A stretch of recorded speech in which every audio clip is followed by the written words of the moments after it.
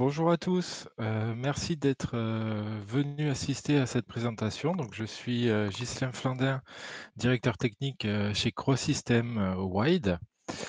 Crosystem Wide, c'est, aujourd'hui plus de 250 collaborateurs entre Genève et Morges. On est une filiale du groupe Micropole qui compte aujourd'hui plus de 1 200 personnes dans le monde. On intervient sur toute la chaîne de valeur du digital, à savoir, tous les sujets de data, de BI, d'écosystèmes digitaux, de e-commerce et plateformes, corporate, et cetera, et cetera.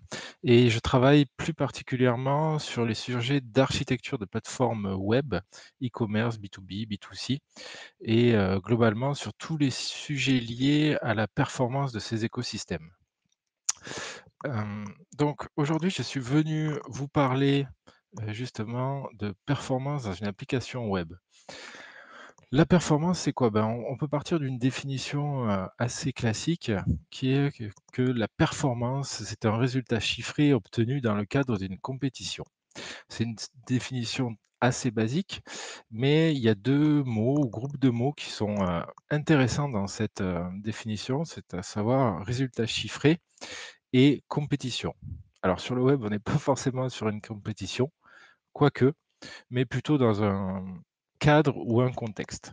Et donc si on ramène ça, hem, dans un contexte d'application web ou d'écosystème digital, hem, on s'aperçoit que la performance est un sujet complexe et qui fait intervenir, beaucoup de domaines de compétences, du secteur.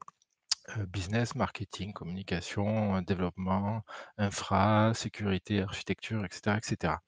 Et en fait, ce qui est derrière la notion de compétence, en fait, c'est vous qui allez le définir avec nous, en fonction justement de ces objectifs. Et l'avantage, je dirais, de des sujets de performance dans le digital, c'est que les bénéfices, dans une démarche orientée performance, ils sont multiples. Par exemple, si vous travaillez votre, CRO, taux de conversion par exemple, en fait, forcément, il va y avoir des impacts, donc à la fois, sur vos ventes, mais aussi sur des sujets annexes comme par exemple la performance technique ou les coûts d'infrastructure ou ce genre de choses. Donc la performance digitale, c'est vraiment un sujet global, transverse et qu'il faut penser en amont. Autre exemple, si je travaille, le côté environnemental et on y reviendra dessus, juste après, ben, forcément, je vais aussi avoir des répercussions dans mon approche sur le X, sur l'UI, mais aussi, sur la pure performance technique. Et donc, construire une application web performante, c'est effectivement un sujet complexe.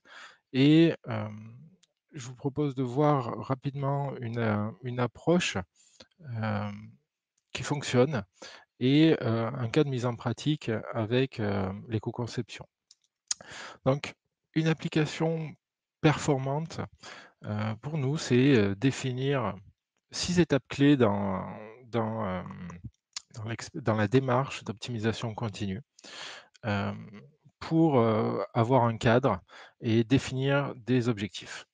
La première étape, c'est la définition des indicateurs clés, donc des KPI, dans quel but, dans quel contexte, le fameux contexte de la performance, dans quel, et pourquoi? Quel sera le rôle, et l'intérêt de mes améliorations? Ensuite, il va falloir les mesurer, donc ça va être toute la mise en place d'outils. Une fois qu'on a mis en place les outils, il va falloir faire des recommandations en fonction du contexte, en fonction, de là où on veut aller, puis planifier, prioriser et ensuite tout ce qui va être implémentation, technique, et pas forcément technique, UX, UI, dans tous les domaines de compétences sur lesquels on va travailler. Et dernière étape, le déploiement. Et en fait, la clé, c'est de recommencer parce que si vous traitez ce sujet, hem, de façon ponctuelle, ça ne fonctionnera pas. C'est un travail de longue haleine, La vérité d'aujourd'hui n'est pas forcément la vérité de demain parce que, le web évolue, les usages évoluent et les utilisateurs évoluent. La technologie aussi. Donc voilà, 5 étapes, matérialisées ici, hem, pour montrer, l'application, la mise en application et la démarche cyclique. Donc je vous propose d'aller directement à un exemple concret. J'ai choisi, hem, l'éco-conception parce que la performance environnementale, c'est un sujet qui nous tient à cœur et qui est de plus en plus présent. Parce que, nous, en tant que, travailleurs du web, on va dire, notre travail a des conséquences sur l'environnement et c'est un sujet qui est de plus en plus, mesuré et surveillé et pris en compte dans la conception de plateformes digitales. Avant de commencer, je voudrais vous donner, 2-3 chiffres qui font plus ou moins froid dans le dos. Aujourd'hui, on est plus de 5 milliards d'internautes, c'est-à-dire que 40 de la population mondiale, possède une connexion internet et si internet était un État, ça serait le troisième consommateur d'électricité. D'autres données, un peu plus, heu, effrayantes ou, massives, ça pourrait être par exemple, le fait qu'il y a 1 milliard d'heures de vidéos qui sont consommées par jour sur YouTube. Sur Spotify, en 1 seconde, on a plus de 700 000 écoutes ou 3 millions de recherches sur Google ou 50 000 photos sur Instagram. Je vous invite à aller voir le site, internet LiveStat, hem, pour, voir en temps réel, cette consommation. Comme vous le constatez, notre travail quotidien a des impacts sur l'environnement et on peut décemment se dire aujourd'hui qu'il faut prendre en compte, ce genre d'impact, même si, l'éco-conception digitale n'est pas forcément la plus impactante. Alors l'éco-conception numérique, c'est quoi? Une définition simple, ça pourrait être la conception d'un projet numérique, dans le but de réduire son impact environnemental. C'est une définition, posée par, le Green IT, qui est un consortium, autour, de l'environnement dans le digital et qui est basé sur, hem, des bonnes pratiques. Donc, il y a un guide, de 115 bonnes pratiques sur la conception, d'applications, digitales de manière, éco-responsable et ces pratiques sont basées sur quelques règles fondamentales comme, la frugalité, c'est-à-dire réduire, le scope fonctionnel à, uniquement l'utile. Donc on parle de gras, numérique. Hem, Tout ce qui va être interaction, tout ce qui va être optimisation de parcours. Le visiteur doit venir, chercher l'information, une fois qu'il l'a trouvée, potentiellement repartir. La sobriété esthétique, la compatibilité, c'est-à-dire que, lutter contre l'obsolescence. Votre site doit être compatible avec un maximum de devices. Le choix de l'hébergement, opter pour des hébergements green, par exemple. Et réduire les coûts de transit entre serveurs sur vos applications. Donc ça, c'est l'ensemble des bonnes pratiques. Comme vous le voyez, elles font elles aussi appel à tous les domaines de compétences. Donc pour mettre en pratique ce qu'on a vu juste avant, voici, hem, un exemple de comment on va travailler justement cette conception éco-responsable. Donc on va partir d'une application web, enfin plutôt une application, green. La première étape, ça va être de définir des KPI, donc des indicateurs clés. Pour l'éco-conception numérique, ça peut être, par exemple, des notes ou des, métriques éco-index, qui est en gros un référentiel qui vous donne un score par rapport à votre, application. Ou des métriques peut-être un peu plus techniques, à savoir le nombre de requêtes, HTTP qui vont influer sur les transits, le poids des pages, faire en sorte de rester en dessous des recommandations, et des moyennes qu'on voit sur le net. Aujourd'hui, la moyenne globale d'une page, le poids global d'une page sur internet, c'est entre 1,7 et 1,9 mégas. Il faut savoir quand on est parti, sur la lune, heu, avec Apollo, on est parti avec 79 kilos de données. Aujourd'hui, on n'arrive même pas à envoyer un email de 79 kilos. Hem, Ça peut être aussi des scores par rapport au respect des bonnes pratiques, par rapport aux fameuses, 115, 115 bonnes pratiques ou encore, mesurer les coûts des infrastructures de la nouvelle architecture ou, la compatibilité navigateur, faire en sorte d'être compatible, avec un maximum de devices. Donc tout ça, c'est des mesures quantifiables et mesurables, et si on se souvient de la définition qu'on avait, sur, la performance, effectivement, hem, on a la notion de mesure. Une fois qu'on a ces KPI, ben, il nous faut des outils. Donc il existe pas mal d'outils, sur lesquels on peut s'appuyer, à savoir, tout ce qui va être, notre éco-index ou éco-budget. Même Google Lighthouse, vous permet de définir des budgets, alors c'est un outil plutôt orienté performance, mais, des budgets sur le nombre de requêtes HTTP, le poids des pages et cetera et cetera. Hem, il existe pas mal d'outils, qui vont justement vous permettre de contrôler tous ces KPI, à la fois sur le site, sur l'UX, sur l'UI, mais aussi sur l'infra.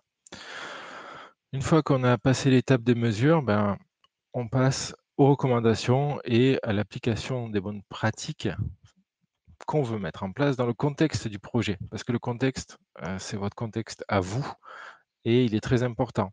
On ne pourra pas forcément tout mettre en place en fonction de votre contexte. C'est-à-dire que, par exemple, si j'interviens dans le domaine du luxe, est-ce que potentiellement je vais pouvoir, me passer, de vidéos ou d'images? Non, on va s'efforcer de prendre en compte le contexte pour recommander les bonnes pratiques.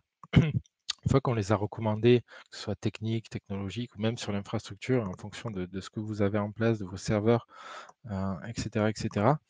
On va prioriser, l'ensemble, heu, de ces recommandations, et en fonction, de cette priorisation, on va définir des plannings, des sprints, qu'on va timer dans le temps, qu'on va définir dans le temps. Hem Et donc s'adapter encore une fois à vos contraintes et à vos enjeux. Une fois qu'on a priorisé, on va pouvoir, implémenter. Donc ça, c'est, vraiment la phase d'implémentation, mais implémentation, pas seulement au sens développement, au sens technique. Ça peut être l'implémentation au niveau UX, UI, SEO, la mise en place des dashboards, pour, pour mesurer ce genre de choses, les scripts d'analyse avancés, hem, et cetera et cetera. Donc comme vous le voyez, l'implémentation, comme je vous l'ai dit juste avant, elle est, pluridisciplinaire. C'est-à-dire que, vous allez, faire intervenir, l'ensemble ou la plupart des domaines d'expertise dans un contexte de performance, pas forcément les équipes techniques. Si vous faites intervenir que les équipes techniques à la fin du projet, potentiellement vous aurez raté, des aspects importants, par exemple de conception, ou, ou même d'analyse. Et la dernière phase, ça va être tout ce qui est déploiement, c'est-à-dire quelle va être ma stratégie de déploiement? Est-ce que je vais déployer globalement toutes, heu, toutes mes recommandations et leur implémentation? Est-ce que je vais y aller de façon incrémentale, pour pouvoir analyser les impacts? Est-ce que je vais y aller de façon ciblée, c'est-à-dire qu'à segmenter la population qui va être, impactée de manière géographique, en fonction de leur rôle, en fonction des pages, et cetera, et cetera. Donc en fait, définir une bonne stratégie de déploiement est importante et je dirais que, hem, au-delà des différentes méthodes de déploiement, l'important c'est, l'itération et un déploiement par lot. Pourquoi? Parce que c'est plus facile de mesurer, les impacts, d'optimisation de performance, au fur et à mesure pour pouvoir les isoler facilement. Si vous déployez tout d'un coup, c'est plus compliqué de voir ce qui a un impact ou pas.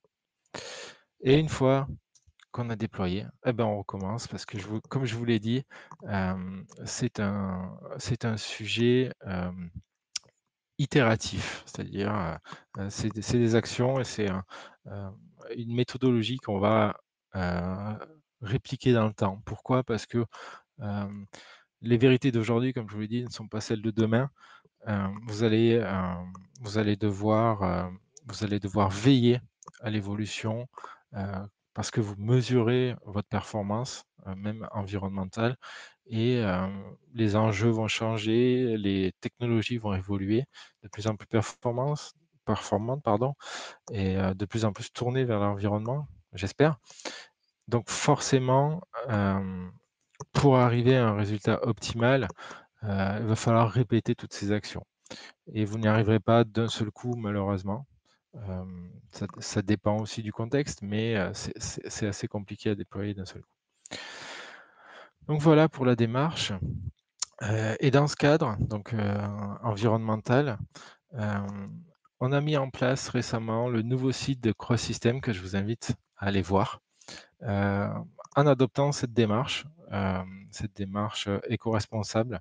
Donc effectivement, le site, Cross System aujourd'hui, c'est un site qui est, justement, éco-friendly, et on a fait en sorte donc, dans sa conception, dans sa mise en place, dans son déploiement, hem, de s'attacher à veiller au respect des bonnes pratiques, que je vous ai énoncées au-dessus. Hem et un focus particulier a été porté sur, l'infrastructure. Parce qu'on s'est appuyé, donc ça c'est un schéma assez simple de ce qu'on a mis en place et grossier, mais on s'est appuyé sur la Jamstack. La Jamstack en fait c'est, Jamstack ça signifie JavaScript API et Markup. Donc basiquement ça veut dire qu'on s'appuie sur un framework JavaScript tel que Vue.js, React, Angular. Derrière, sur des API, externes, ici en SaaS, pour, la partie CMS, pour la partie gestion de formulaire et on les interconnecte à d'autres, services derrière, par exemple, du CRM, ou, ou d'autres solutions, d'autres solutions, derrière, moteur de recherche et cetera, pour pouvoir déployer, un site. Mais pas n'importe quel site parce que l'intérêt de la Jamstack, c'est qu'on déploie donc du markup, à savoir des fichiers HTML statiques. C'est-à-dire que notre serveur, ici notre serveur web, Nginx, en fait, on revient à son usage premier, à savoir distribuer des fichiers. Il n'a pas d'intelligence, c'est-à-dire que tous les fichiers HTML sont pré-rendus, heu, via des hooks, par exemple, au niveau de la génération du CMS pour être buildés, donc construits sur notre, phase de CI/CD, puis déployé sur le serveur Nginx. Donc au final, on se retrouve avec des fichiers HTML statiques. Donc on réduit drastiquement les coûts puisque, ce qui coûte en gros aujourd'hui sur des serveurs, c'est tout le calcul qui est fait derrière, donc que ce soit des bases de données, de la mise en cache, heu, des solutions de moteur de recherche ou ce genre de choses. En fait, on n'a plus rien sur le serveur. Tout est pré-buildé, même les calls API. Tous les appels AJAX sont pré-générés. Tout ça pour nous permettre d'avoir un serveur, petit. Donc, les problèmes de scalabilité sont réduits, que ce soit horizontal ou vertical. Et derrière, on n'a plus de problématique de déploiement worldwide. Ça veut dire que, bah, les fichiers, on peut les déployer, au niveau CDN partout dans le monde, si on a besoin de les déployer partout, pour encore réduire la latence auprès des utilisateurs. Donc cette approche, couplée aussi avec un système, de distribution d'assets optimisé, donc, que ce soit médias, vidéo, en ce genre de solution nous permet, hem, de distribuer le bon média, la bonne image à la bonne taille, avec, le bon format, à savoir si votre navigateur gère du JPEG, du WebP, de la VIF ou, des formats de vidéo comme le WebM ou ce genre de choses. Ben, on a une solution de distribution performante, optimisée et proche de votre utilisateur final, ce qui améliore à la fois donc au final la performance même technique. Et dans ce cadre-là, ben, on réduit, les frais serveurs, on réduit, forcément, les latences, et le nombre de serveurs à mettre en place, pour l'ensemble de notre infrastructure. Donc voilà, je vous invite à tester, votre site, avec quelques outils. Donc on en a parlé tout à l'heure, on a par exemple l'extension Chrome EcoIndex. Il y avait un site, mais il est en train d'être refait justement pour mesurer, votre score EcoIndex. Vous avez Greenframe aussi qui vous envoie des informations, Website Carbone également, qui mesure, la performance de votre site. Et puis, si vous voulez en discuter, je suis toujours ouvert. Donc finalement, avant de conclure, une application web performante, on pourrait dire qu'en résumé, elle tourne autour, d'une approche agile. C'est un travail de collaboratif, à savoir il va y avoir beaucoup d'interactions avec forcément tous les domaines de compétences, du digital pour que le travail soit optimisé, maximisé et meilleur. Mais c'est surtout aussi un travail avec vous, hem, pour savoir quels sont vos objectifs, les comprendre et ce que vous voulez faire, dans un cadre, performance. Et comme je vous l'ai dit auparavant, c'est un sujet, qui se travaille en avance de phase dès la conception, parce que si vous le traitez trop tard ou, dans un second temps, vous allez forcément et peut-être créer de la dette technique, de la dette, UX, et c'est plus compliqué de revenir en arrière plutôt que de commencer par définir et penser les choses pour qu'elles puissent évoluer dans le bon sens. Et encore une fois, c'est un projet, heu, pas ponctuel, mais un travail sur de longue traîne, à savoir sur toute la durée de vie, de votre plateforme digitale et de votre écosystème. Voilà, donc je vous remercie, de m'avoir écouté. Je reste à votre disposition. Je vous ai mis mon adresse mail si vous avez besoin. Je serai ravi de partager, ou même maintenant si vous avez des questions, ce sera avec plaisir. Je vous remercie, et je suis à votre écoute si vous en avez besoin.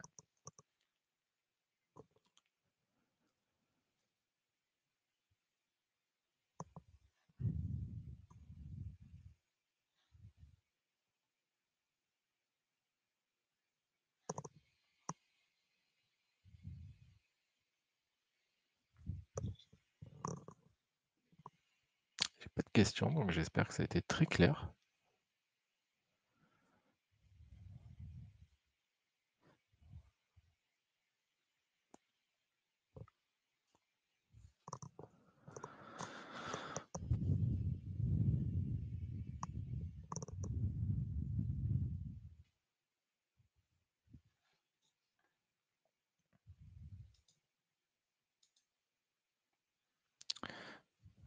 Je je vous partage même, heu, quelques données en live dont je vous parlais tout à l'heure,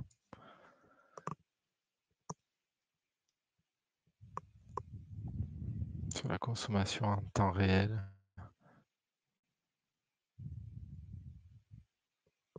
Hop, et je vais recopier le lien.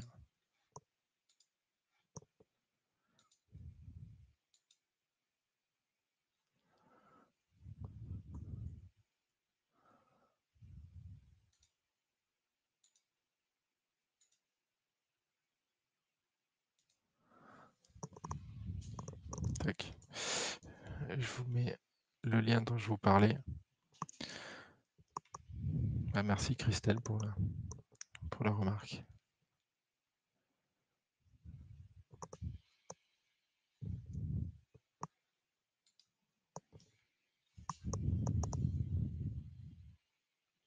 Donc n'hésitez pas, hem, si vous voulez me poser des questions même après, je reste à disposition si vous en avez besoin.